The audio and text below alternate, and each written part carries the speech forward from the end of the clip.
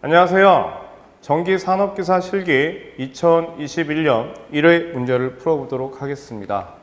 자, 1번 문제예요. 수용과 인입구의 전압이 22.9kV, 주 차단계 차단 용량이 200MVA이다. 10MV의 22.9, 3.3kV의 변압계 임피던스가 4.5%일 때, 자, 변압기 2차 측에 필요한 차단계의 전격 차단 용량을 다음 표에서 선정하시오라고 했어요. 이런 부분들이 나오면 여러분들 그림을 그리실 수 있으셔야 돼요. 여기에 1차 측에 22,900일 지금 수용받고 있는 거고, 자, 여기에 보시게 되면 주 차단기가 있습니다. 그 주 차단계 용량은 200MVA예요. 그게 변압기가 있는 거죠. 1차 측이 22.9kV이고 2차 측은 3.3kV예요. 그래서 2차 측에 차단기가 있는데 그 차단계의 용량은 얼마가 되겠습니까? 라고 지금 물어보는 거예요. 그러면 자, 여기서 보시게 되면 그 변압계 임피던스가 퍼센트 임피던스가 4.5%라고 하는 것을 지금 알 수 있습니다. 그러면 이게 뭘 가지고 구해야 돼요? 여기서는 그렇지, 여러분들이 퍼센트 임피던스를 이용할 줄 아셔야 돼요. 그래서 여기서의 용량은 퍼센트 임피던스에 대한 100의 기준 용량으로 우리가 계산을 한다라고 보시면 돼요. 그러면 여기서는 용량이 10MVA짜리야. 그러면 용량을 10메가로서 우리가 환산을 한번 해보셔야 되겠죠. 그러면 여기서도 용량을 10MVA로서 환산했을 때 퍼센트 임피던스를 구해보시게 되면 이렇게 볼 수 있겠죠. 자, 여기서 퍼센트 임피던스는 자, 차단기가 가지고 있는 용량에 대한 기준 용량의 100분율 값이 되니까 차단계 용량은 200이고 여기는 자, 기준 용량은 10메가고 곱하기 100분율 값이 되니 얼마가 될까요? 5%라고 하는 걸 알 수 있었어요. 그러면 여기 5%와 여기 4.5%를 더해 보니까 총 퍼센트 임피던스는 9.5%가 되겠죠. 그럼 여기는 9.5%에 대한 100의 기준 용량 10메가니까 이걸 계산을 해보면 이게 얼마 나와요? 105.26MVA 나오더라. 자, 그래서 표에 이거에서 105.16을 수용할 수 있는 것은 160이 되니 차단기 용량은 자 160MVA를 선정을 한다. 이렇게 보시면 되겠죠. 왜? 우리는 지금 단락 용량을 가지고 구했고 차단기 용량은 단락 용량보다는 커야 되기 때문에 이걸 수용할 수 있는 것은 160MVA짜리가 된다. 자, 이렇게 보시면 쉽게 풀릴 수 있는 문제였다. 이렇게 보시면 되겠죠. 자, 그 다음 문제를 보겠습니다. 자, 3층 사무실용 건물에 삼상 삼선식의 6000V에서 200V로 감압하여 자, 수전하는 설비이다. 각종 부하 설비가 표와 같을 때 참고 자료를 이용하여 다음 물음에 답하시오라고 했어요.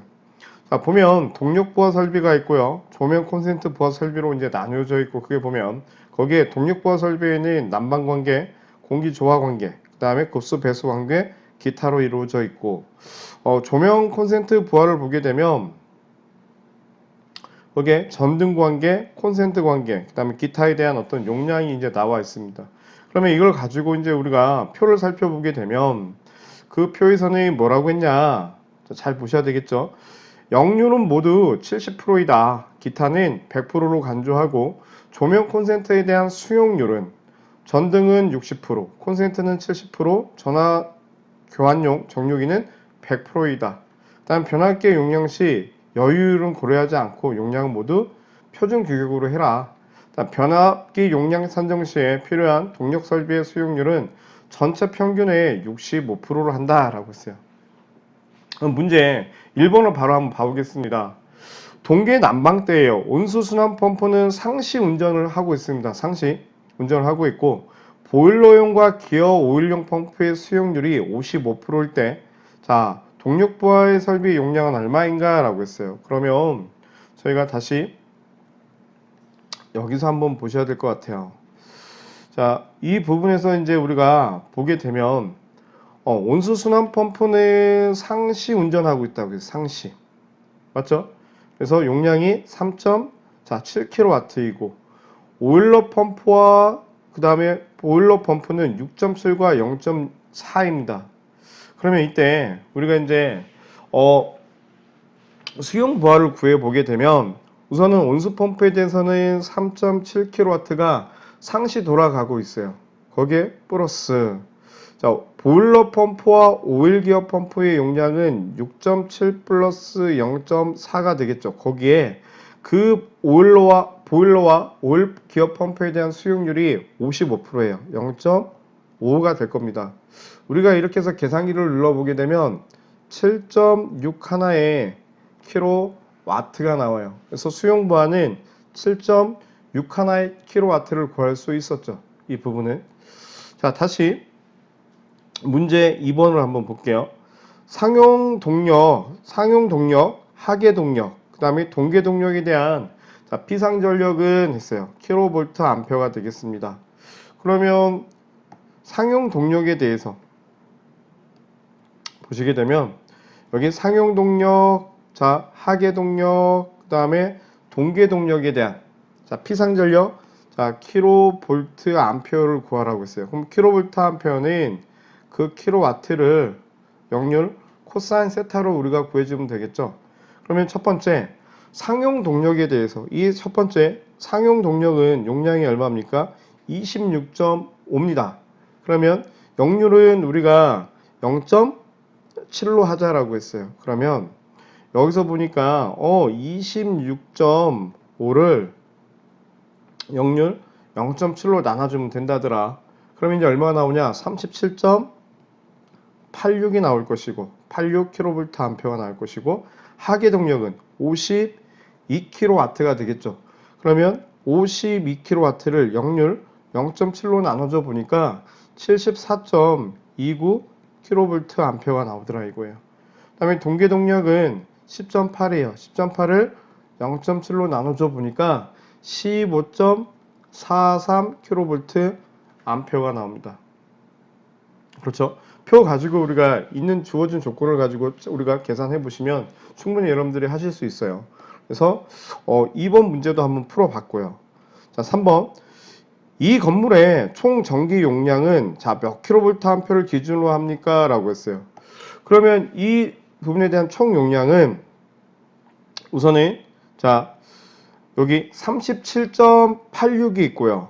그 다음에 하계 동력과 동계 동력은 그 동력 중에서 가장 큰 걸 우리가 설정하면 되겠죠. 그러면 하계 동력에서의 74.29가 될 것 같습니다. 그러면 3번 문제에 대한 답을 여기다 써보면 37.86 플러스 그 다음에 74.29가 돼요. 그 다음에 이제 뭐가 있냐면 여기 조명, 콘센트 부하 설비 용량이 있잖아요. 그러면 이 부분에 대한 걸 우리가 보게 되면 여기는 얼마입니까? 75,880이에요. 그러면 이 부분을 따져보게 되면 킬로볼트 암페어로 따져보게 되면 75.88 정도가 될 겁니다. 그러면 여기는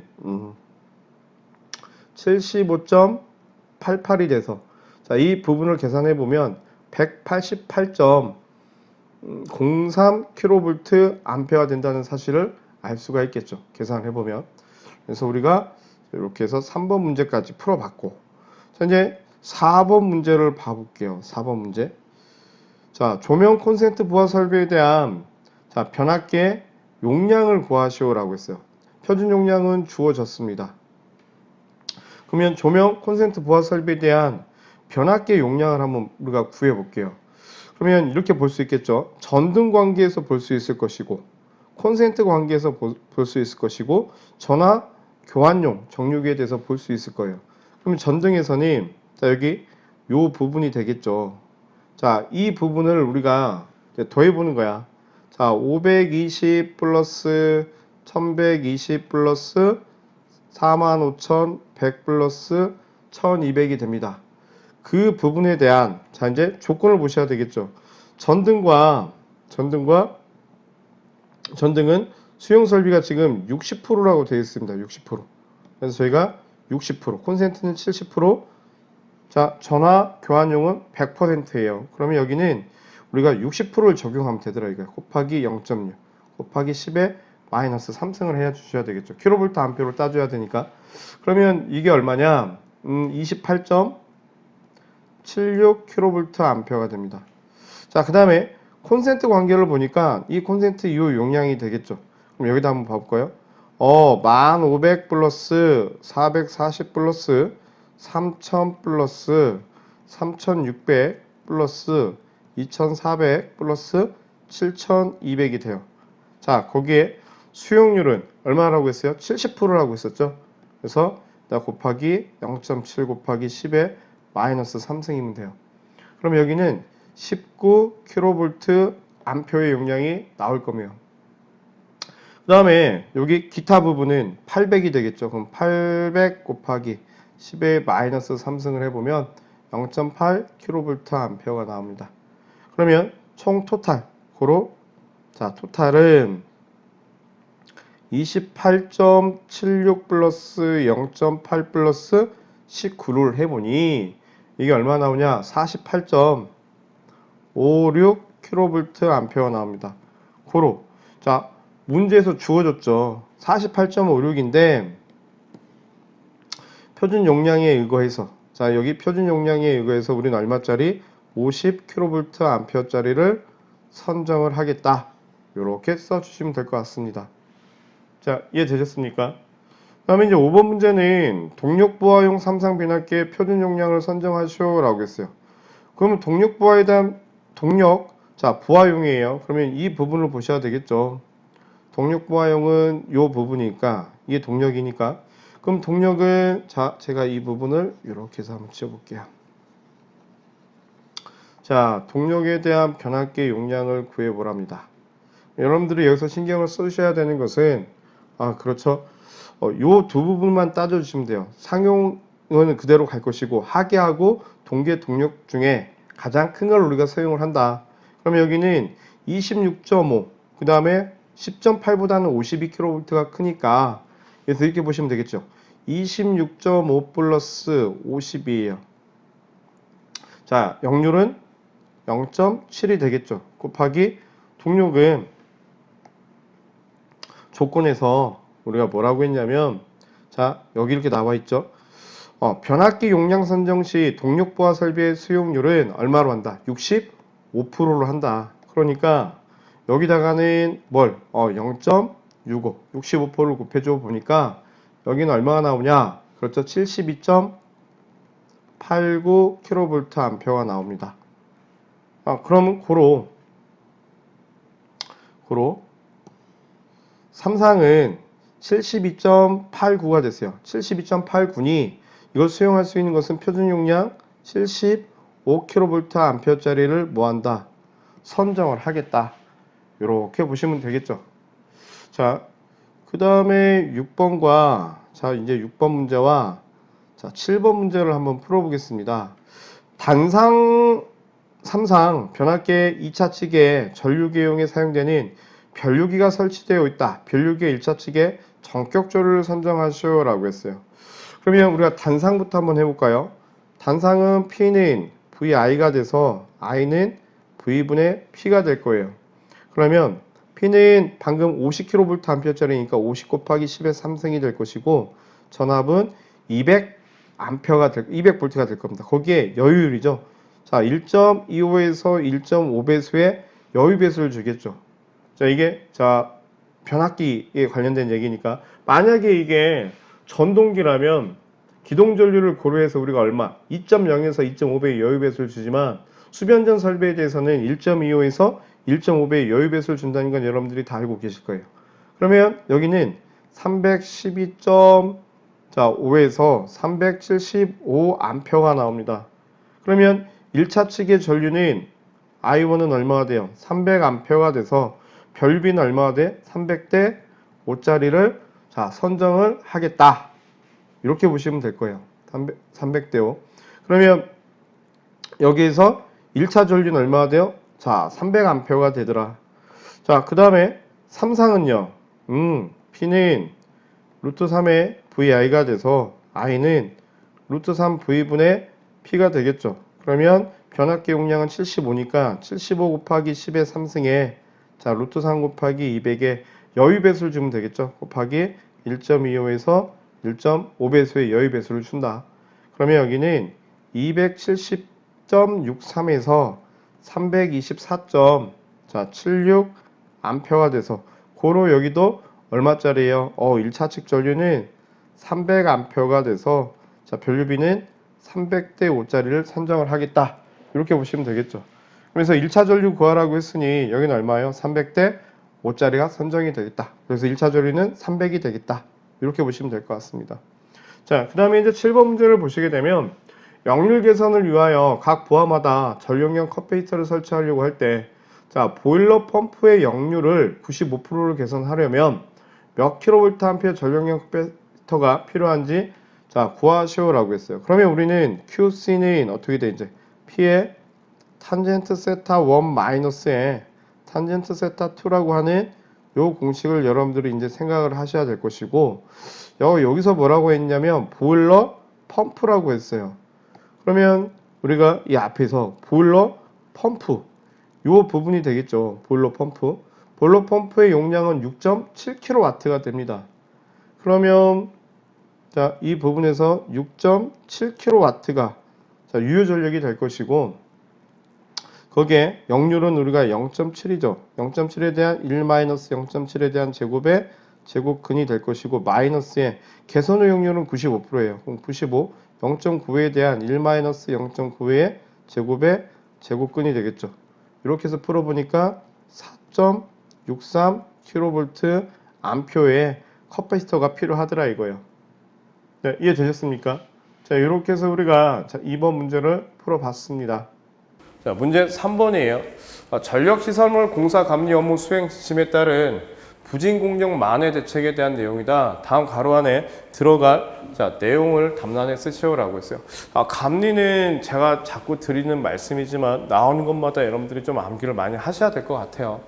감리원은 공사 진도율이 자, 계획 공정 대비 월간 공적 실적이 몇 프로 이상 지연되니까 10% 이상이 되겠죠.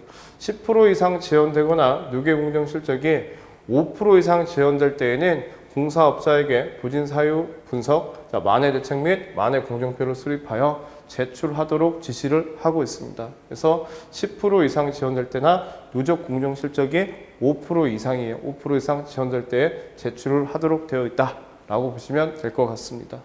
자, 4번 문제 보도록 하겠습니다. 예비전원 설비에 이용되는 연축전지와 알카리축전지에 대하여 다음 강문에 답하시오. 자, 1번 연축전지와 비교할 때 알카리축전지의 장점과 단점을 한 가지 쓰시오 이렇게 되어 있어요. 장점은 뭐 진동 충격이 강하다, 또 뭐 충방전성이 양호하다 이런 거. 진동과 충격이 강하다. 또 충방전 특성이 양호하다.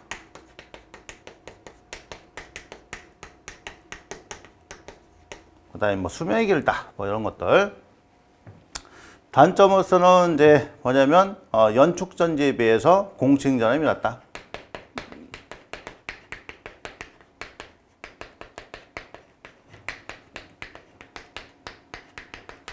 공칭전압이 낮다.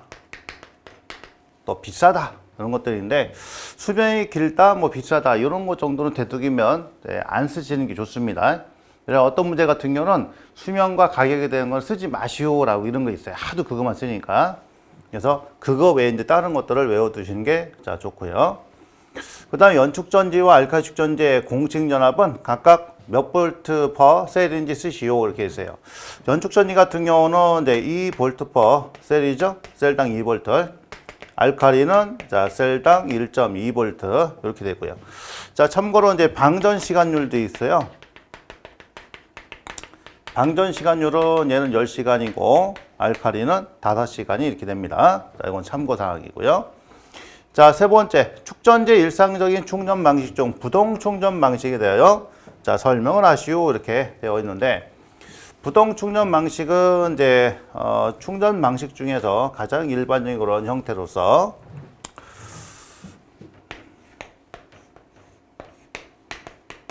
자, 충전기가 있고요. 그 다음에 여기가 전원이죠. 자, 전원. 이제 교류 전원이 되겠죠. 그 다음에 쭉 들어와서 이제 부하와 충전기를 갖다가 어떻게 병렬로 이렇게 자, 접속한다. 이게 상시 부하가 됩니다. 상시 부하. 그 다음에 축전지가 여기 돼 있죠. 이렇게. 자, 이거는 축전지.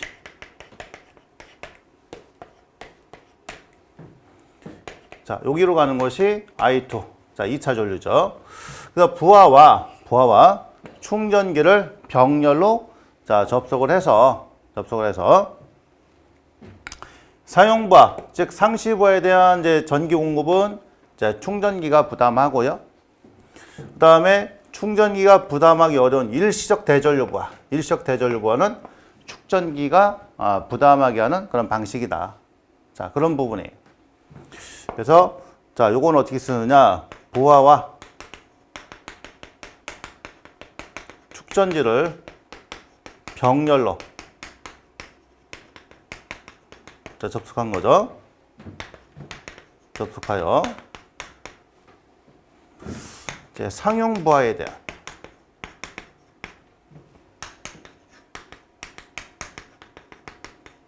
전원 공급은 충전기가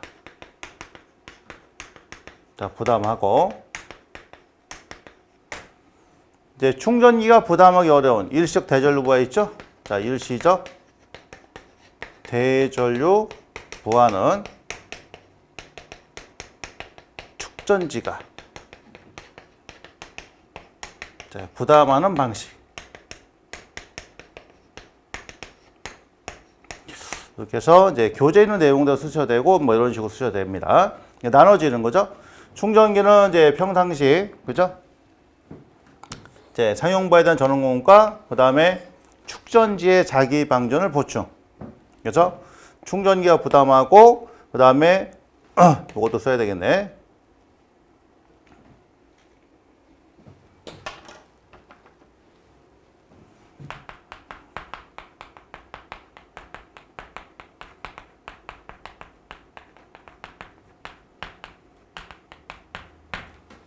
자, 충전기는 이제 이런 역할을 하는 거죠. 충전기가 부담하는 것은 축전지의 자기 방전을 보충하고 사용부에 대한 전원 공급을 하는 거예요. 그러니까 충전기는 이제 일정량의 전기가 더 공급되는 거죠. 그래서 정해진 양만큼의 상시부하의 전원이 공급이 됩니다. 근데 순간적으로 이 사용부에 필요한 이제 전기가 커지거나 또는 정전이 됐다거나 자, 그런 문제 생겼을 때는 어디예요? 축전지에서 더 공급을 해주는 거죠. 그래서 충전기가 부담하기 어려운 대전류 부하는 축전기가 부담케 하는 방식. 자, 요걸 갖다 우리가 부동 충전 방식 이렇게 얘기를 하고요. 그래서 이 그림하고 여기 있는 내용하고 자, 이런 부분들 여러분들이 같이 외워 두셔야 됩니다. 자, 중요해요.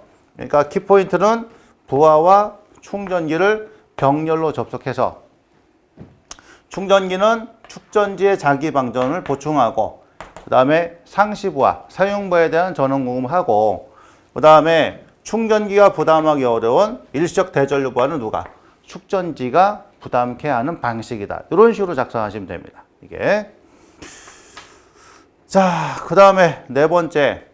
연축전지의 전격 용량이 200이고요. 상시부하가 10kW이며 표준전압이 100인 부동충전 방식 충전기 2차 전류는 얼마인지 계산하시오. 상시부하 역률은 1로 간주한다. 이렇게 되어 있어요. 그러면 2차 전류를 구하는 식은 원래 축전기 용량 자, 용량을 갖다가 방전 시간율로 나누고 플러스 표준전압분의 상시부하거든요. 표준전압분의 상시부하. 그럼 얘가 이제 원래 다니는 VA고 얘는 볼트. 그러면 얘가 지금 뭐가예요? 암페어가 나오는 거잖아요. 그렇죠? 그러면 자, 여기서 이제 얘가 상시부하 킬로와트니까 역률이 1이라고 했으니까 그러면 킬로와트하고 K배는 똑같죠? 그렇죠? 그래서 여기가 보통 뭐가 들어가요? 와트가 이렇게 들어갑니다. 와트가. 자, 역률을 1로 간주하는 거기 때문에. 그럼 여기다 대입을 해봐요. 방전 시간율 자체는 이제 얘가 연축전지니까 10시간이 들어가는 겁니다. 그 다음에 전격 용량이 200이란 말이에요. 200. 암페어하고. 자, 플러스에다가 표준전압 100이죠? 자, 100에다가 상시부하가 10kW. 10 곱하기 10의 3승, 역률 1이니까. 자, 그래서 요거를 계산해 주면 되는 거예요. 그래서 이 값이 얼마가 나오느냐? 자, 그걸 갖다 보니까 자, 120A가 나오네. 자, 그래서 4번은 이렇게 정리를 하시면 됩니다. 아셨죠? 그래서 요 부동 충전 방식에 대한 그림, 그 다음에 자, 충전 방식 설명하는 거, 자, 그리고 2차 전류 산정하는 거. 자, 요거까지 같이 알아두시면 자, 세트로 자, 완성이 되겠습니다. 자, 이런 문제는 이제 재출제 가능성이 높으니까 네, 정리를 잘 해 주시기 바랍니다.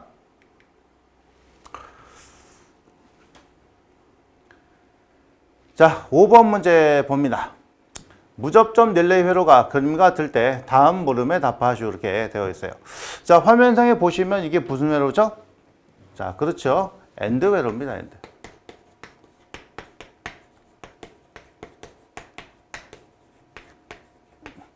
자, 엔드. 자, 논리 곱회로가 자, 되는 거죠. 논리 곱회로. 그래서 얘가 온이고 얘가 온일 때 자, 이런 식으로 출력이 자, 발생이 되는 거죠.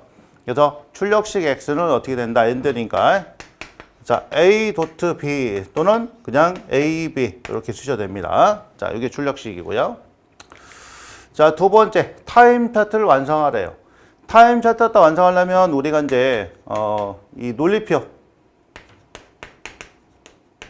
자, 또는 이제 진리표 자, 요거를 한번 작성해 봐야 되겠죠? 입력 A, B, 출력 X. 그럼 얘가 입력은 00, 자, 11, 그 다음에 0101. 자, 이렇게 하면 경우의 수가 다 만들어집니다. 그럼 여기다가 보면, 자, 둘 다 이럴 때만 출력이 나오는 거죠? 요게 엔드잖아요. 이게 엔드. 이렇게. 자, 둘 다 일이었을 때, 이렇게 발생이 된다. 그러면 이제, 요거 가지고, 둘 다 이럴 때, 그 타임 차트상 보니까 여기서 시작이 있는데 여기는 0으로 보고요. 요거는 1로 봅니다. 얘는 빵이죠. 얘는 0이고 얘가 1이야. 자, 여기 0하고 0이죠. 요거 1하고 1입니다. 이렇게 보시면 돼요. 그러면 X는 이제 둘 다 1일 때 출력이 발생이 되는 거니까 자, 요 구간을 이렇게 표시하시면 자, 되겠습니다. 요게 타임 차트죠. 이렇게. 그래서 자, 이 5번 문제는 뭐 그렇게 어려운 내용은 아니니까 일단 논리식 그다음에 이런 이제 진리표 타임 차트까지 다 완성을 할 수 있어야 되고요. 그다음에 뭐 나온 김에 유접점으로까지 그리면 더 좋죠. 자, 이거까지 그냥 자, 접점에서 자, 출력 X 이렇게. 자, 그러면 5번 문제는 이렇게 완성을 하시면 되겠습니다. 자, 정리하고요. 네, 다음 문제 넘어가도록 자, 그렇게 할게요. 자, 6번이에요. 합성 수지가공사 시설 장소에 대한 표이다. 다음 표의 시설 가능 여부를 동그라미 X를 사용하여 완성하시오라고 했어요. 우리가 보게 되면 세 가지 관공사가 있습니다. 관공사. 그 세 가지 관공사에는 합성 수지관, 그 다음에 금속관, 그 다음에 가요 전선관이라고 하는 게 있어요. 전선관 공사가 있고요. 그 다음에 케이블 공사가 있죠. 케이블 공사. 자, 이렇게 합성 수지관, 금속관, 가요 전선관, 이 케이블 공사는 장소에 구분을 짓지 않습니다. 어느 곳이든지 다 사용이 가능한 공사 방법이다 라고 보시면 돼요. 그러면 문제에서는 합성 수지관이기 때문에 어떤 장소든지 다 사용이 가능하더라 이거예요. 그래서 다 동그라미 표시를 해보시면 되실 것 같습니다. 자, 이런 부분에 대해서는 여러분들이 기본적으로 알고 계셔야 되겠죠. 자, 7번 문제 보시죠. 공동주택에 전력량계 단상 2선용 35개를 신설하고 3상 4선용 7개는 사용이 종료되어 신품으로 교체하였다. 소요되는 공구선료 등을 제외한 직접 농업비를 계산하시오 이렇게 자, 되어 있단 말이에요. 그러면 자, 보세요. 일단은 이제 품이 자, 신설하고 그 다음에 이제 교체는 철거 플러스 신설이 되는 거죠. 그래서 자, 일단은 이제 철거되는 품과 자, 신설되는 품으로 한번 나눠 보겠습니다. 그러면 자, 신설은 첫 번째가 뭐가 있어요? 전력량계.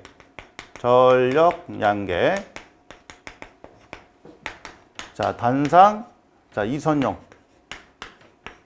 35개가 신설이죠. 35개 신설. 그 다음에, 자, 철거되는 거. 삼상, 사선용. 자, 7개. 종료되어 신품으로 교체했다. 교체라는 얘기는 이제 철거하고 신설해.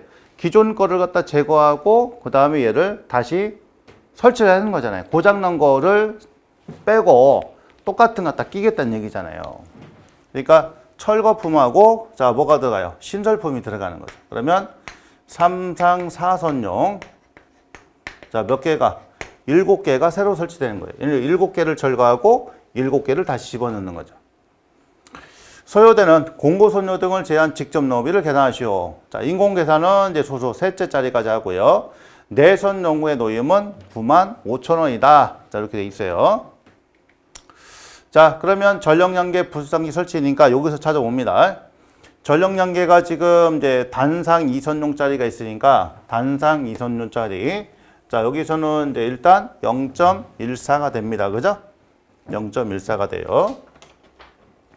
얘가 이제 0.14다는 얘기예요. 자, 그죠? 대당이죠, 대당. 한 대당 0.14다. 0.14. 그 다음에, 자, 두 번째가 삼상사선용. 이제 삼상사선용은 여기서 보는 거예요. 자, 쭉 따라가면은 0.3이죠? 0.32가 되겠습니다. 그러니까 이것도 대당. 그러면 대당 0.32.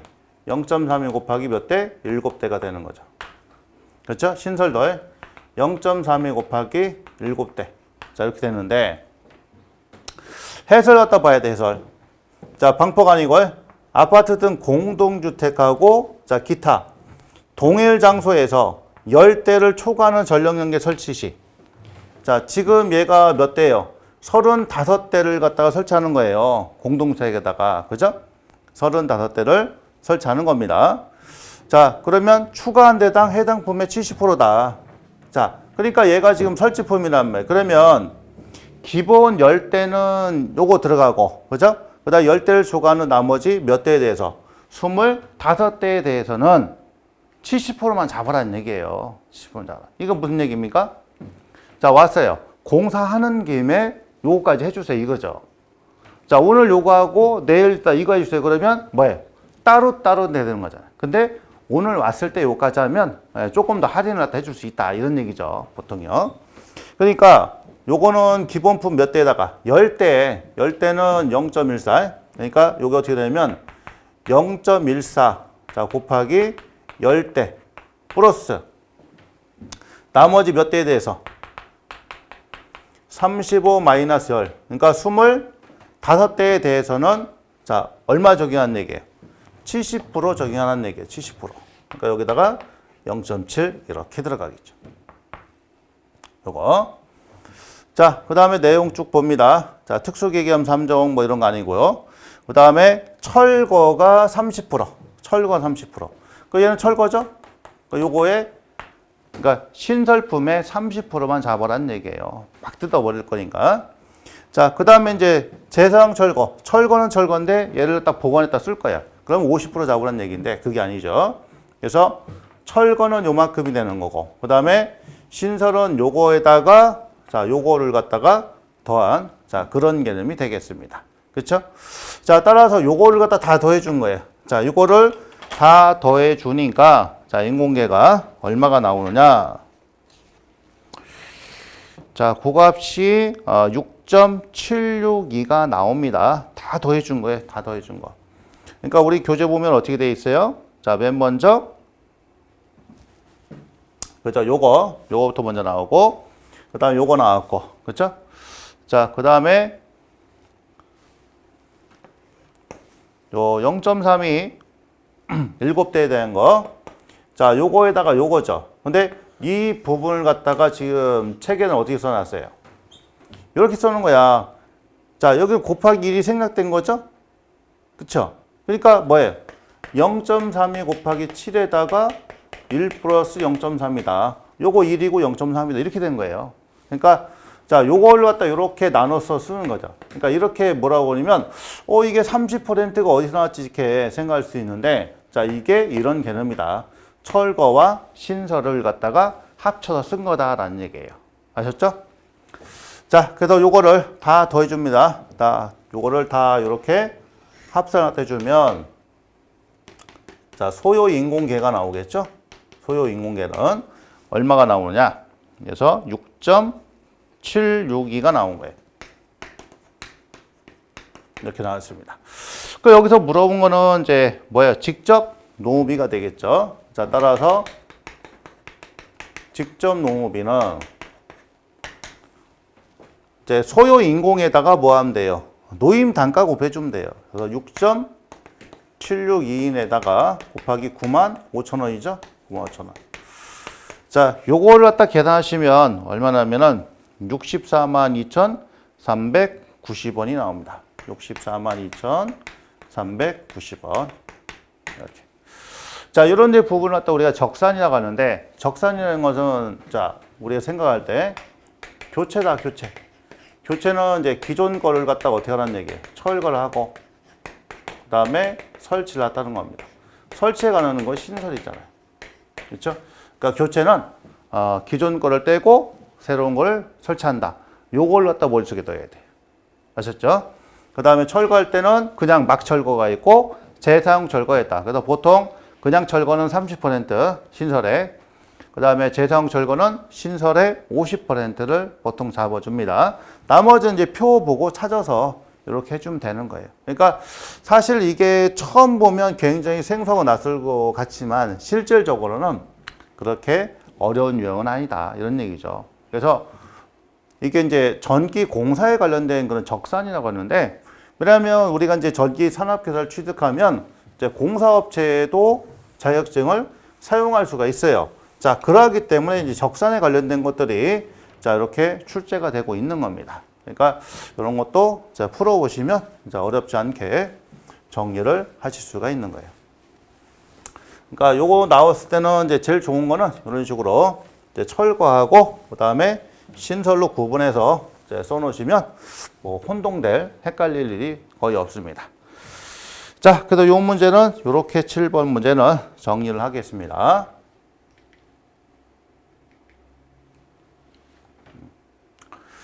자, 8번 문제를 보겠습니다. 전열기를 사용하여 5도의 순수함물 15리터를 60도로 상승시킨데 1시간이 소요되었다. 이때 필요한 전열기 용량을 구하시오. 전열기 효율은 76%다. 이렇게 되어 있어요.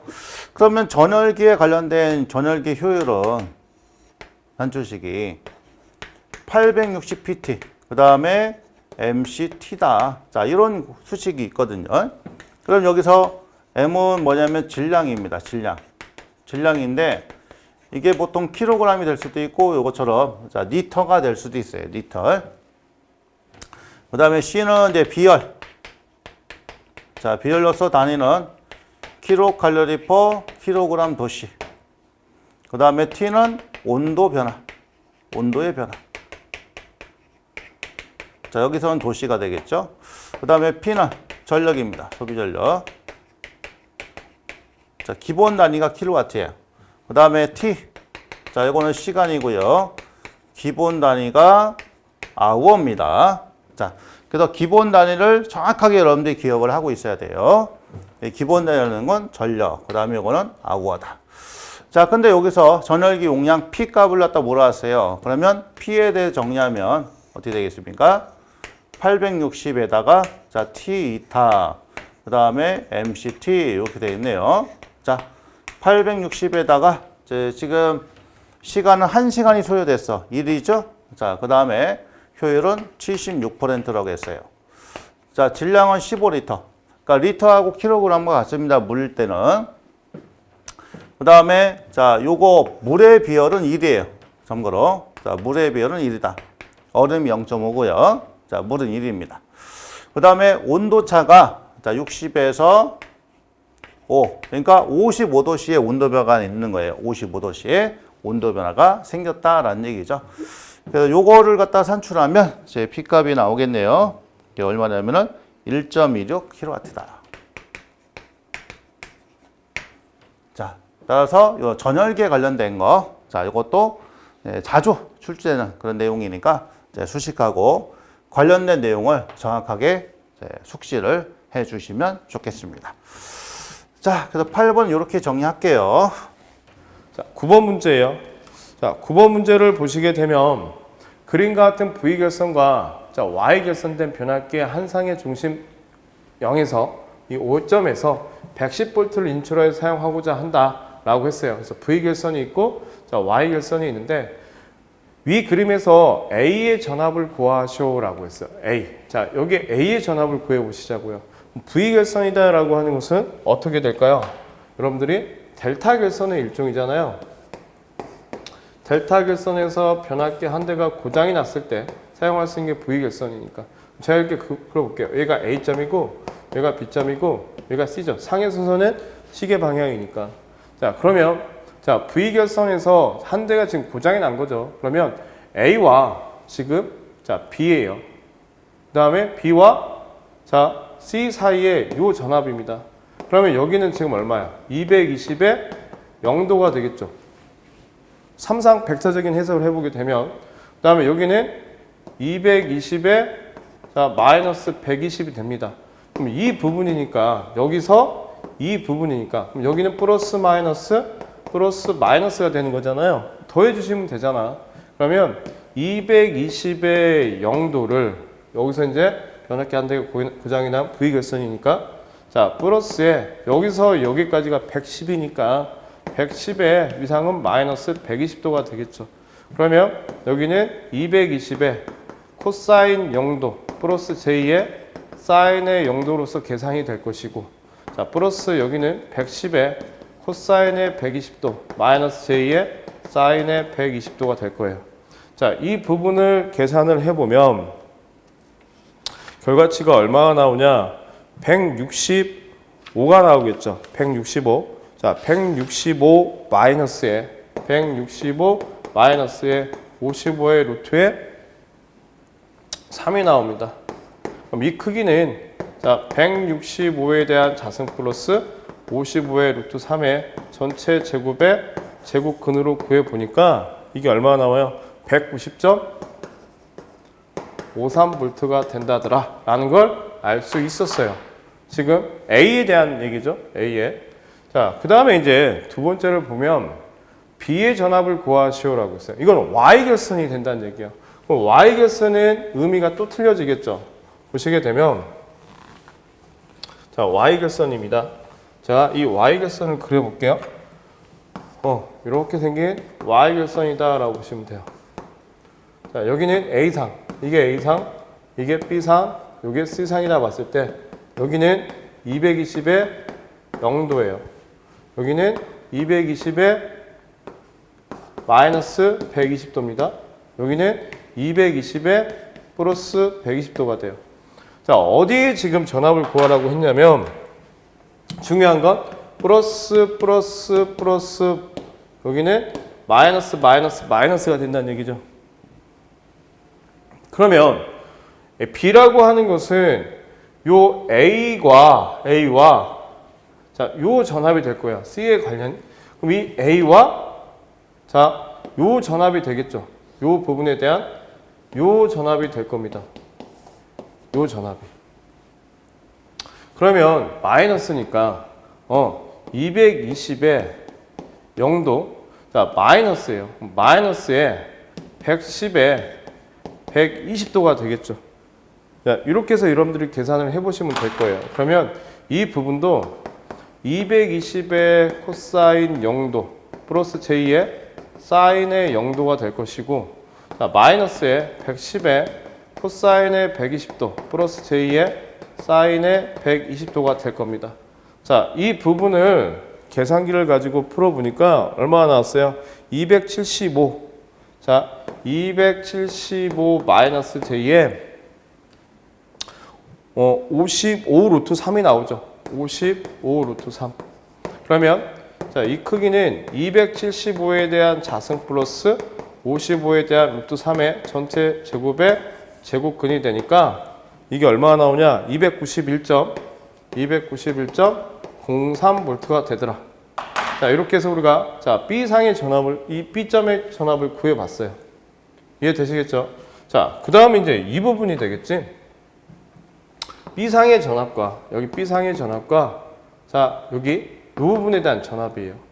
그러면 이 전압은 이 부분과 이 부분에 대한 전압을 구해보란 얘기잖아요. 이게 지금 C니까. 그러면 여기서도 이렇게 구할 수 있겠죠.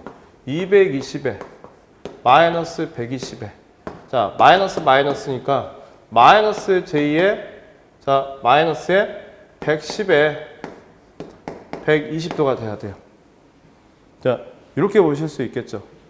그러면 여기는 220에 코사인의 120도 마이너스 J의 사인의 120도 플러스 110에 코사인의 120도 플러스 J의 사인의 120도. 자, 이 부분을 계산을 해보게 되면 얼마가 나오냐?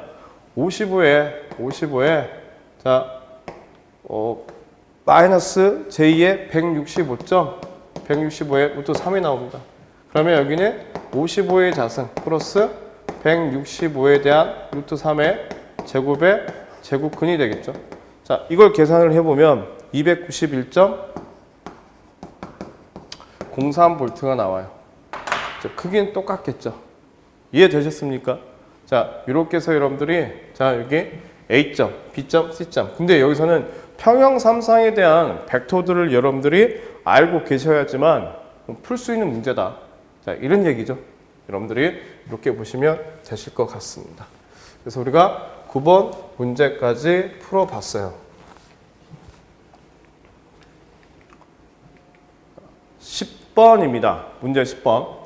부하 집계 결과 A상 부하가 25kVA, B상의 부하가 33kVA, 3상 부하가 19kVA로 나타났다. 여기에 3상 부하 자, 20kVA를 연결하여 사용할 경우 3상 변압기의 표준 용량을 선정하시오라고 했어요. 자, 그러면 변압기가 이렇게 돼 있다고 보시자고요. 3상 부하가 이렇게 연결이 되어 있어요. 얼마짜리가 연결이 되어 있냐면 20kVA짜리가 연결이 되어 있고, 자, 이 A상에 있는 부하가 여기가 25kVA이고요. 자, B상에 연결되어 있는 이 부하는 지금 얼마예요? 33kVA입니다. 단상이 되겠죠? 그 다음에 C상에 포함이 되어 있는 이 부하는 19kVA예요. 그러면 여기서 보시게 되면 자, 여기에서 공급해 줄 수 있는 것은 요 부분의 용량이 지금 다 같다라고 봤을 때 우리가 이렇게 볼 수 있겠죠. 첫 번째는 25kV 플러스 3배에 대한 20이 될 것이고, 두 번째 B상에서는 33 플러스 3분의 20이에요.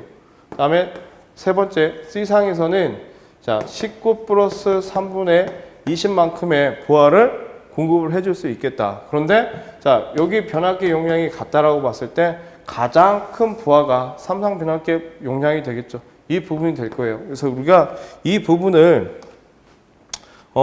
계산을 해보면 39.67이 됩니다. 39.67kVA가 돼요. 그런데 자, 삼상 변압기이기 때문에 곱하기 몇 배? 3배를 해야 되겠죠. 세대가 필요한 거니까. 자, 그렇게 계산을 해보면 119.01kVA가 돼요. 그러면 표에 의거해서 얼마짜리를 선정한다는 얘기예요? 119.01을 포함할 수 있는 삼상 변압기의 표준 용량은 얼마짜리가 된다? 그렇죠? 150kVA짜리를 우리가 선정을 하더라. 이렇게 보시면 풀 수 있는 문제였습니다. 자, 그래서 10번 문제까지 저희가 풀어봤어요. 10번 문제까지. 자, 그 다음 문제를 보겠습니다.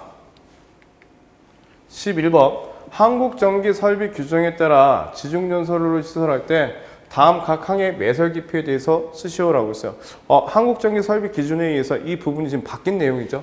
그래서 관로식에 의하여 시설하는 경우 최소 매설 깊이 자, 직접 매설식에 의해서 시설하는 경우에 최소 매설 깊이인데 두 공통점이 뭐냐면 중량물의 압력을 받을 우려가 있는 장소예요.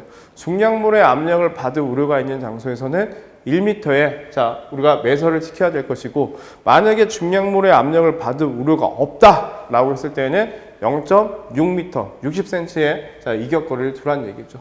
그래서 11번 문제 필기에서도 굉장히 중요했던 문제지만 실기에서도 출제가 되었던 문제가 되겠죠. 12번 문제를 보겠습니다. 그림과 같은 수전 설비에서 변압기의 내부 고장이 발생하였을 때 가장 먼저 개방되어야 하는 기계 명칭을 쓰시오라고 했어요. 보면 전원 측이 있고요. 그 다음에 부하 측이 있는데 그 전원 측에는 지금 부하 개폐기가 있고 진공 차단기가 지금 존재할 것이고 자 부하 측에는 배선용 차단기가 있고 기중 차단기가 존재하겠죠.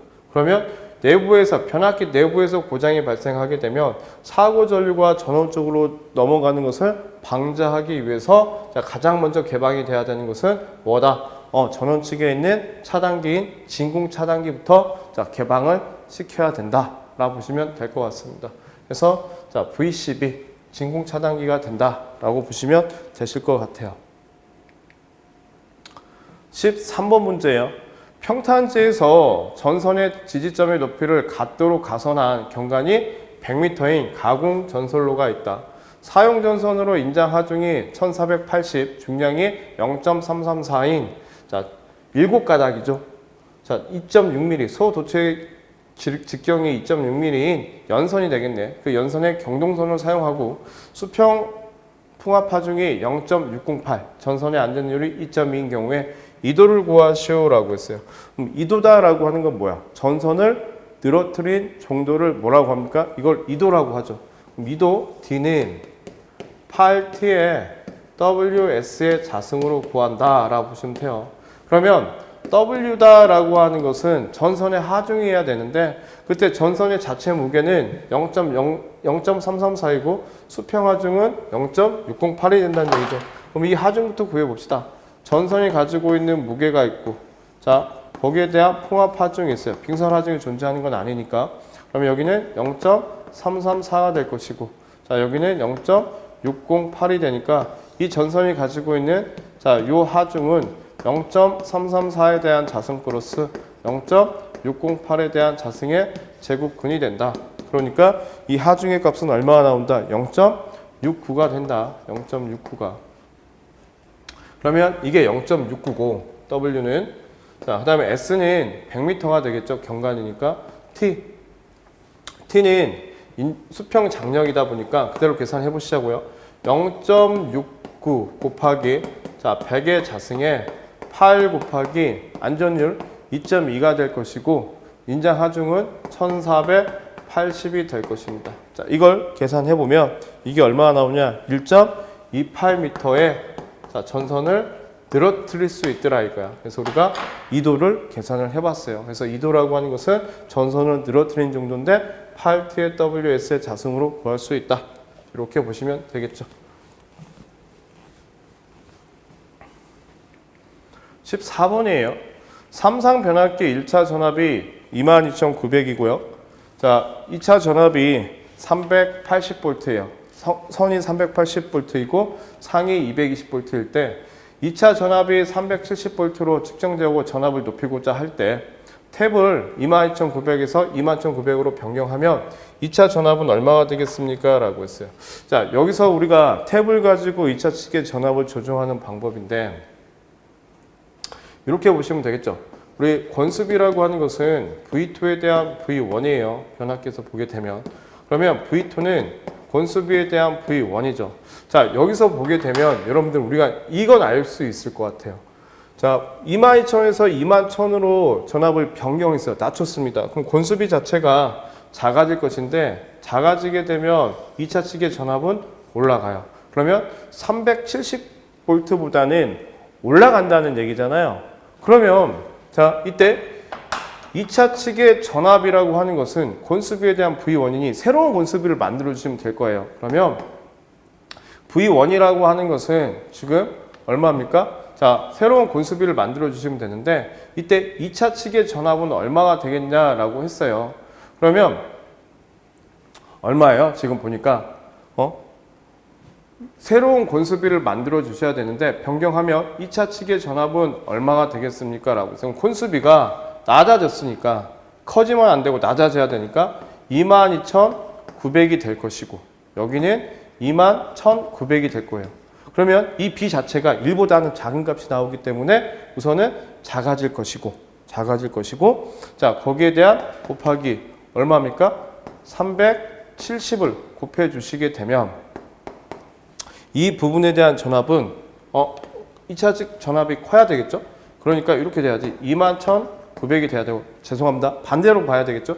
2차측 전압이 커졌으니까 이 곤수비가 커져야 될 거란 얘기지. 22,900이 될 것이고 거기에 370V를 곱해 보시게 되면 이게 얼마나 됩니까? 386.69V가 되더라.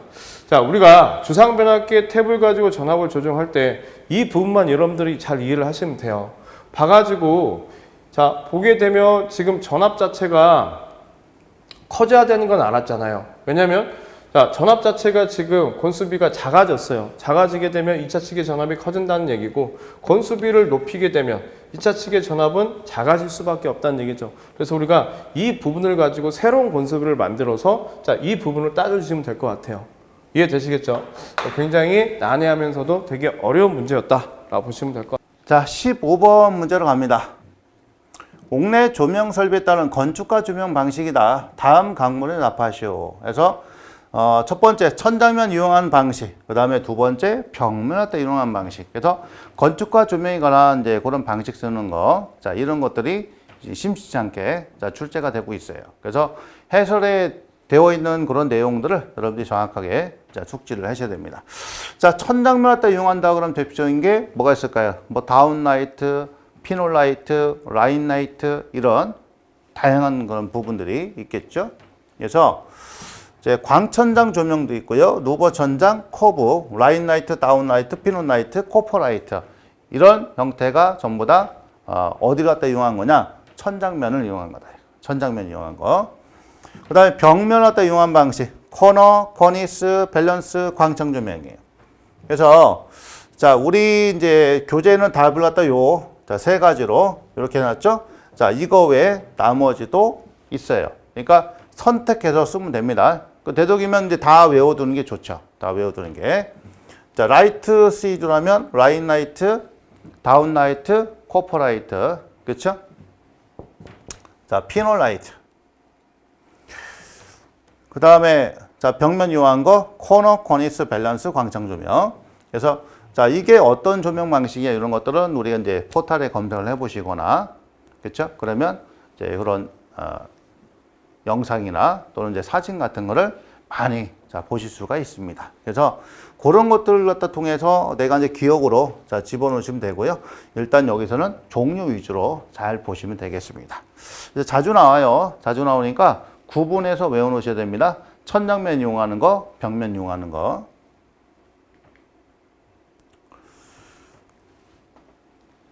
자, 16번을 봅니다. 단상 2선식 220V 옥내 배선에서 소비 전력 40W, 역률 85% LED 형광 등 85등을 설치할 때 16A의 분기 배로수를 구하시오. 단 한 회선의 부하 전류는 분기 배로 용량의 80%라고 수용률은 100%다. 그러니까 16A를 다 쓰는 게 아니라 16A의 80%까지 이제 써라 이런 얘기입니다. 이걸. 그러면 자, 실질적으로 분기 배로수를 산정할 때는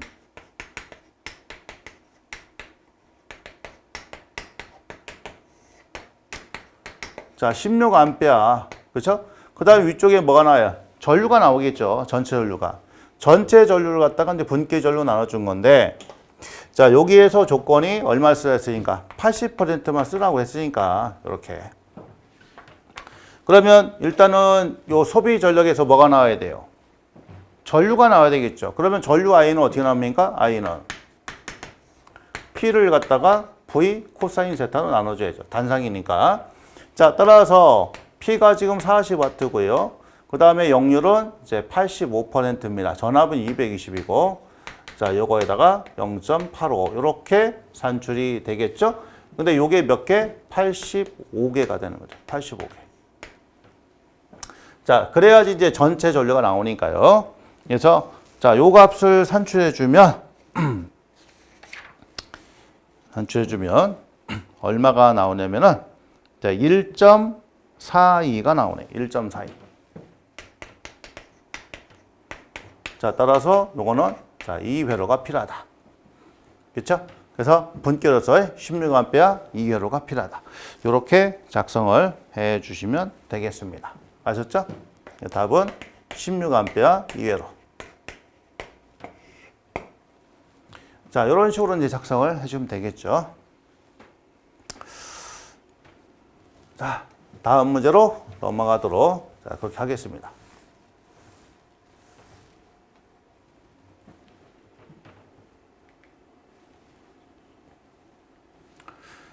자, 17번 시퀀스 문제죠. 주어진 진리값표는 3개 리미트 스위치 LS1, LS2, LS3에 입력을 주었을 때 출력 X와의 관계표이다. 이 표를 갖다 이용하여 다음 강물음에 답하시오라고 되어 있어요. 자, 진리값이 이렇게 되어 있습니다. 그럼 여기서 출력이 나온 거는 이렇게 되는 거예요. 4가지가 나오네요. 4가지가. 그러면 여기서 읽을 때 0은 이제 B 접점이고요. 1은 A 접점으로 보시면 됩니다. 그래서 011이다. 그러면 출력 X에 대해 쓰면 쟤는 뭐가 되냐면 자, 요거하고 그다음에 요놈과 요거가 또 읽어야 되니까 자, 어떻게 되냐면 LS1의 바예요. 그다음에 나머지 LS2, LS3가 되는 거죠. 플러스. 자, 두 번째 거. LS1에 LS2의 바에다가 LS3가 되고요.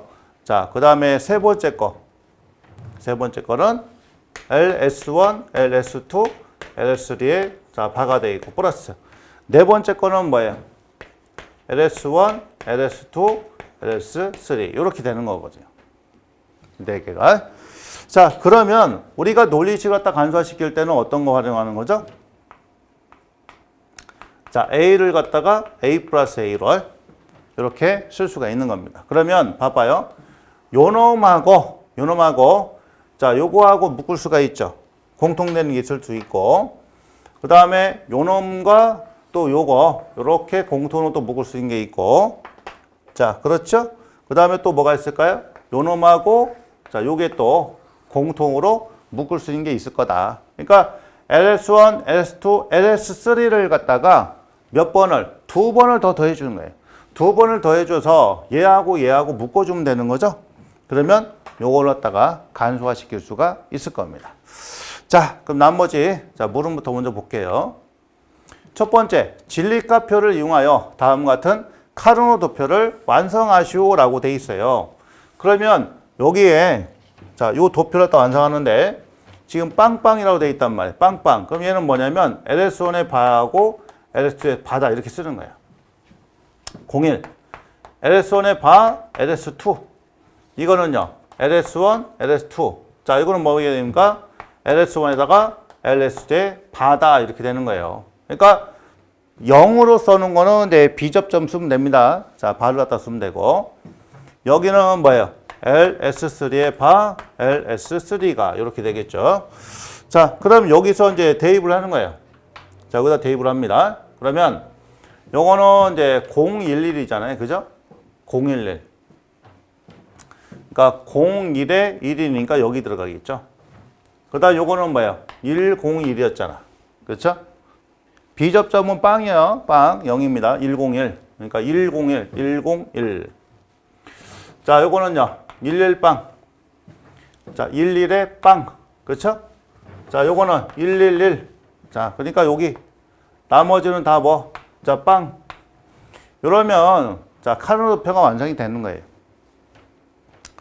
자, 그다음에 두 번째, 물음 1항의 카르노 도에 대한 논리식을 쓰시오. 그럼 이거를 갖다가 해서 결과치를 구해줘야 되는 거거든요. 결과치를. 이거를. 그러면 자, 카르노 도표는 이렇게 묶음이 가능하고요. 이렇게 묶을 수가 있고요. 자, 또 이렇게 묶을 수가 있는 거죠. 자, 이게 무슨 얘기냐면 요 놈이 뭐예요? 요 놈이 LS1, LS2, LS3입니다. 요거예요. 요 놈을 갖다가 이제 얘랑 묶을 수 있고 얘도 묶을 수 있고 얘랑도 묶을 수 있다. 그래서 요렇게 묶은다, 요렇게 묶인다, 요렇게 묶인다는 걸 자, 표시하는 겁니다. 그럼 요거 가지고서 이제 논리식을 쓰라고 했으니까 자, 결과치가 나와야 되겠죠. 그러면 요 놈과 요거를 갖다가 더해 주는 거예요. 자, 요거를 갖다 어떻게 해석하는 요거. 요 부분 나타나 볼게요. 그러면 지금 보면 자, 뭐하고 뭐가 합의되는 거예요. 자, 일단 요거니까 봐봐요. LS1의 바에다가 LS2에다가 요거 읽으면 LS3죠. 이것 플러스 얘는 뭐예요? LS1, LS2, LS3가 됩니다. 이렇게. 자, 그렇잖아요. 그러면 여기서 봤을 때 LS2, 3 공통이니까 얘라고 얘를 더해주면 되죠. 그러니까 LS1 바, LS1, 자, 요거에다가 LS2에다가 LS3니까 요거는 1 나오잖아요. 그러니까 LS2에 LS3가 되는 거죠. 결론적으로 보면. 자, 그래서 요 부분이 보면 요 부분은 LS3잖아요. 그렇죠? LS3 똑같죠? 그 다음에 위로 가니까 0하고 1이잖아. 0. LS1의 바, LS1 더하면 1이죠. LS2하고 LS2 더하면 뭐예요? LS2예요. 그러니까 위쪽 라인은 LS2. 그 다음에 요 라인은 LS3. 그래서 요 결과치가 LS2하고 LS3가 이렇게 나옵니다. 그러면 요거 결과치가 어떻게 나오겠어요? 일단은 요거는 LS3고, 그렇죠? 그 다음에 위로 가서 변동이 없는 걸. 요거하고 요게 변동이 없잖아요. 얘가. 그러면 LS1이 되겠죠. 결과치가요. 자, 그렇다는 얘기는 뭐예요? LS2하고 LS2바 얘랑 더하면 1 나오니까 요거 있지 않습니까? A바 플러스 A나 B바 플러스 B 얘는 뭐 나온다? 1 나온다. 이거 이용하는 거예요. 이거. 그 얘는 뭐 나오겠어요? 이거는. 자, 위에 되는 거 얘하고 얘 똑같잖아요. 그렇죠? LS1, LS2잖아. 요거는 이 결과치는 LS1, LS2고 요거 3바하고 3를 갖다 더하면 1 나오지 않습니까? 그래서 요거 결과치는 뭐가 나온다? LS1, LS2가 나온다. 자, 따라서 물음 자, 2번에 대한 논리식은 뭐예요? 답은 이거죠? LS1, LS2 플러스 LS2, LS3 자, 플러스 LS1, LS3 자, 요렇게 논리식이 자, 정리가 되겠군요. 그죠? LS1의 LS3, LS2의 LS3 자, 요거는 LS1의 LS2 자, 요렇게 자, 됩니다. 자, 그 다음에 요거를 갖다가 우리가 자, 끄집어내서 자, 식을 갖다가 요걸 갖다가 바꿀 수가 있잖아요. 그쵸? 자, 카르노 도표는 이렇게 되는데, 자, 요거부터 해볼까요? 요거는 지금 공통되는 게 뭐예요? LS1, LS2에다가 LS3의 바 플러스 LS3. 자, 요거는 공통되는 게 뭡니까? 요거. LS1의 L3. 그죠? LS2의 바에다가 플러스 LS2. 그 다음에 요거는 공통되는 게 뭐예요? 이게 공통이잖아요. LS1의 바 플러스 여기에 LS1이 있으니까. 자, 그래서 요게 1 나오고요. 요게 1 나오고 요게 1 나옵니다. 그러니까 요거하고 요거만 남게 되겠죠? 자, 그래서 논리식이 이렇게 간소화되는 거예요.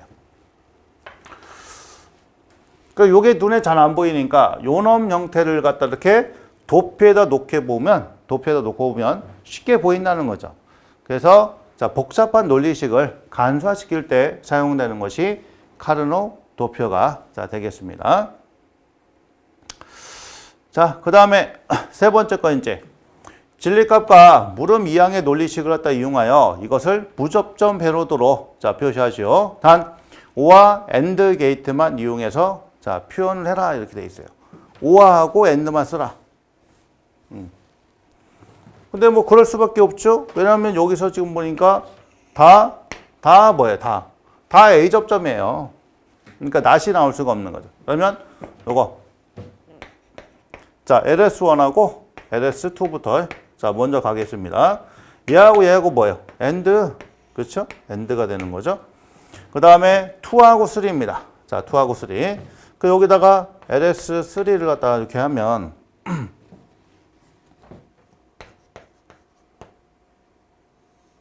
자, 쓰면 AND죠? 그 다음에 2니까 여기서 따서 이렇게 가면 그렇죠? 자, 이게 지금 뭐예요? 5화죠? 5화. 그 다음에 LS1하고 LS3가 되겠군요. LS1과 LS3. 자, 그럼 여기다가 또 이렇게 엔드 따서. 자, LS1이니까 여기서 따가지고 이렇게 좀 내려가면 되고요. 그죠? 그 다음 여기서 따서 이렇게 내리면 되죠? 자, 묶어가지고 5화. 자, 이렇게 해서 뭐 출력 X.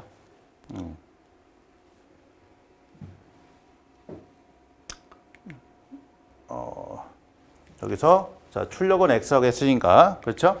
이렇게 X로 잡으면 되죠.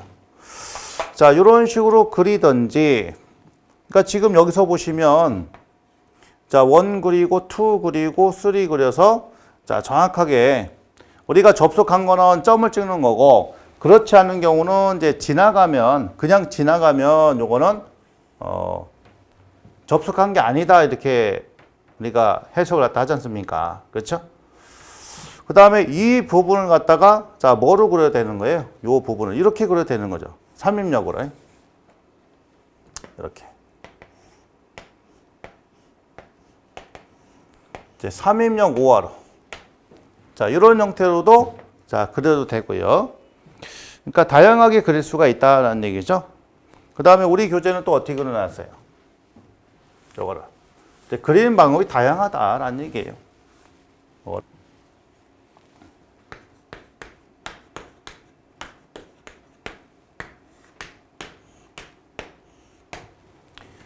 자, 요렇게 하면 되겠죠. LS1과 LS2와 LS3. 자, 요렇게 잡아 놓으시고요. 그 다음에 요렇게 엔드. 자, 요렇게 엔드. 자, 요렇게 엔드로 가고. 일단은 우리가 그려야 될 게 LS1, LS2, LS2, LS3. 그 다음에 LS3하고 LS1이잖아요. 그렇죠? 그러면 3가 여기 있으니까 자, 여기서 1에서 따가지고 자, 1에서 따서 이렇게 자, 3로. 그럼 얘는 LS1과 L3가 되겠고. 그렇죠? 그 다음에 2, 3가 있죠. 2, 3. 자, 1, 3가 있고 2, 3가 있으니까 그 여기 3니까 여기서 따서 이렇게 가면은 요거는 뭐야? 이거는 LS2하고 LS3가 되겠죠. 이렇게 LS3가 여기 되겠고. 그 다음에 1, 2가 있어야 되겠죠. 자, 그럼 여기 LS1이고 얘는 LS2니까 그러면 여기서 따갖고 이렇게 가면 얘는 뭐예요? LS1과 LS2 이렇게 되겠군요. 자, 그럼 얘를 갖다 합쳐주는 거예요. 이렇게 합쳐줘. 이렇게 합쳐줘. 자, 그러면 X. 자, 이런 형태로 그려도 된다는 얘기죠. 그러니까 다양한 형태의 그림이 나올 수가 있다. 그러니까 우리 이제 교재에 있는 그런 형태도 되고요. 그 다음에 자, 이런 형태도 된다라는 얘기 되겠죠. 다양하게 자, 그려낼 수가 있겠습니다. 자, 그쵸? 근데 보면 똑같죠? 이렇게 그릴 수도 있다. 그 다음에 자, 이런 형태로 그려도 된다. 그러니까 결론적으로 보면은 뭐야? 결과치만 맞으면 된다는 거예요. 자, 그러니까 그런 부분만 여러분들이 생각하시면 되겠습니다. 그러니까 처음에 그릴 때는 이제 틀을 잘 잡아 놓으셔야 자, 그래야 헷갈리지 않아요. 왜냐면 답안지에 직접 얘를 갖다 그려야 되기 때문에 잘못 그려놓으면 이제 수정하기가 상당히 어렵습니다. 그래서 일단 문제 여백에다가 그려놓고 맞다 싶으면 답안지에다가 이제 제대로 그리시는 게 이제 좋겠죠. 자, 그래서 요 문제 잘 우리가 생각을 해서 자, 풀으셔야 되겠고요. 그 다음에 이제 반복해서 나오는 거기 때문에 잊어먹으시면 안 된다라는 얘기죠. 자, 이런 부분들. 자, 그래서 17번 문제는 이렇게 정리를 하도록 자, 그렇게 하겠습니다. 아셨죠? 자, 18번 문제를 볼게요. 18번 문제를. 다음 그림은 TN 계통이에요. 저압의 계통 접지가 되겠죠. 자, TN 계통이라고 하는 것은 계통의 접지가 되어 있는 상태예요. 자, 여기 보시게 되면 계통의 접지가 되어 있는 상태고 N이다라고 하는 것은 노출 도전성 부분이 별도의 접지를 하는 게 아니고 계통에다가 접지를 같이 연결시키는 방식이다 라 보시면 될 것 같습니다. 그래서 TNC 방식 저압 배전솔로 접지 계통이다. 중성선, 보호선 등의 범례 기호를 활용하여 자, 노출 도전성 부분의 접지 계통의 결선도를 완성하시오라고 했어요. 그럼 여러분들이 이제 그 기호를 알고 계셔야 돼요. 자, 중성선이다라고 하는 것은 우리가 이렇게 표현을 합니다. 우리는 이걸 중성선이 되겠죠? 이게 전력선이면 자, 우리는 이렇게 표시가 되는 게 이게 보호선이에요. 자, 그 다음에 선이면 이렇게 표현이 되는 게 이게 PN 선이 되겠죠. 공통선이 되겠지? 자, 이걸 가지고 표현을 하라라고 했어요. 그러면 이걸 가지고 우리가 이제 설명을 한 것처럼 자, 이렇게 보십시오. TNC 계통이니까 노출 조전부입니다. 그럼 L1, L2, L3니까 이 부분 하나씩 자, 여기는 L1에다가 여기는 L2에다가 여기는 L3에다가 3상을 접속시켜 주시고요. 자, 그 다음에 여기는 지금 보호선과 중성선의 겸용도체예요. PN이에요. 그럼 여기는 자, 하나는 중성선이고 하나는 P선이기 때문에 이렇게 해서 같이 접속을 시켜주시면 되겠죠. 그러면 여기에는 뭐가 들어갔겠냐 이거야. 그러면 여기는 자, 요렇게 해서 겸용도체로서 표현을 해 주셔야 되는 게 맞다라고 봅니다. 이해되시겠죠? 그 다음에 PN선이기 때문에 여기도 중성선과 자, 보호선의 결합인 자, 결합 상태 전선으로서 표현을 해 주시고 자, 여기 이 노출 조전부는 L1, L2, L3에 접속을 시켜 주시며 그다음 여기서는 P선이 만 존재한다라고 봤기 때문에 이렇게 표현을 해주시면 되실 것 같습니다. 자, 이렇게 해서 우리가 18번 문제까지 자, 문제를 살펴보았어요. 자, 수고하셨습니다.